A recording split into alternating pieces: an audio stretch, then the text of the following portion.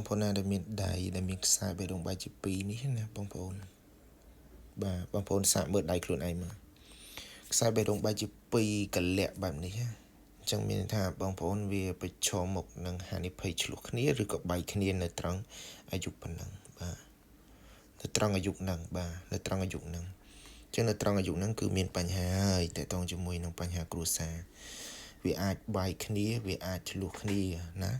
គឺនៅកលៈហ្នឹងបាទគឺវាមានបញ្ហាហើយអញ្ចឹងបងប្អូនអាចពិនិត្យមើលដៃខ្លួនឯងបានបាទហើយសំណួរសួរថាហេតុអីបានត្រូវបែកគ្នាឬក៏ឆ្លោះគ្នាបានអ្នកនរគ្នាបាទយើងកុំគិតច្រើនអានឹងវាជាព្រំលិខិតទេយើងកុំបន្ទោសខណ្ឌណាអីសោះបាទវាអត់អាចទេណាបាទយើងកុំបន្ទោសអញ្ចឹងបងប្អូនអាច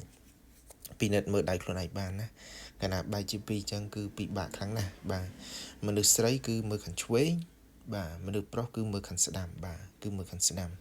អញ្ចឹងបងប្អូនអាចឆែកមើលបានណាបាទ